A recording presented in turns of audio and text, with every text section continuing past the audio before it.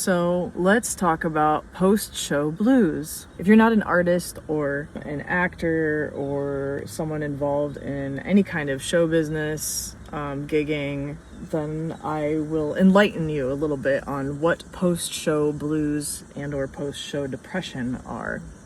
I'm starting to feel it myself, and basically the way I would describe it is, you know, you work so hard on creating something or working on like a production and all the blood, sweat, and tears that goes into it. And then you do this magical thing with people that maybe you didn't know as well before, but it's like you're all working towards this common goal together, and you're sharing space and it's like very communal, and then you do this thing and then the thing is over. It's so very cool to see that happen, and then it's over. And everyone kind of like goes about their own lives and whatnot.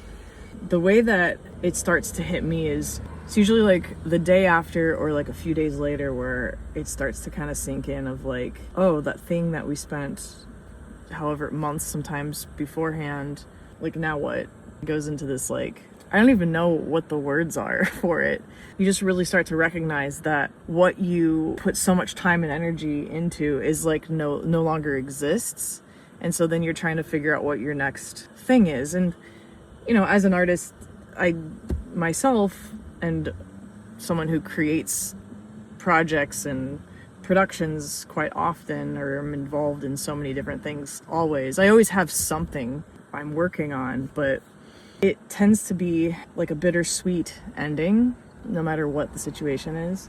So one of the people in our crew said she's gonna spend a week in solitude to kind of process and think of the next steps of, you know, whatever she's working on after this. And I kind of feel similar. I think today I just took the whole day to decompress and allow myself to do nothing and kind of process. But I can feel like the weight of everything just kind of coming down. It's like you were on this high and now everything is just starting to settle. And in some instances, like in my past, it had been pretty jarring, and even to the point of like real depression. Like it would throw me into a real fit of depression.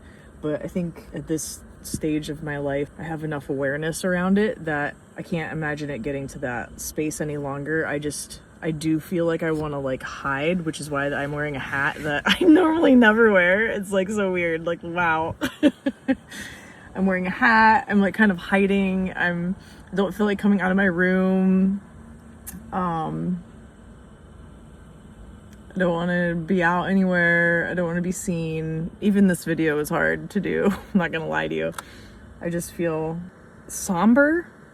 But I also don't feel like there's anything wrong with that. I think it makes sense. And so I'm not like fighting it. I'm not resisting it. I'm not judging it. I'm just allowing it to be. I'm accepting it, which is a different space that I've been in the past, where it was like, oh no, I feel these feelings, and then I would just spiral. But now I'm more just aware of them and allowing them to exist. And, you know, I've noticed that by doing that, they pass through me more quickly, and often will even start to inspire the work I do next. But if you are friends with people in showbiz, check on them after shows. Check on them. Just kind of touch in, because sometimes it can take artists and people to a place of depression. So that's all I have. That's my banter for this evening, or for today. I'm gonna continue to do nothing and hide. Because that's what I feel like doing. Yeah, thanks for listening. See you tomorrow.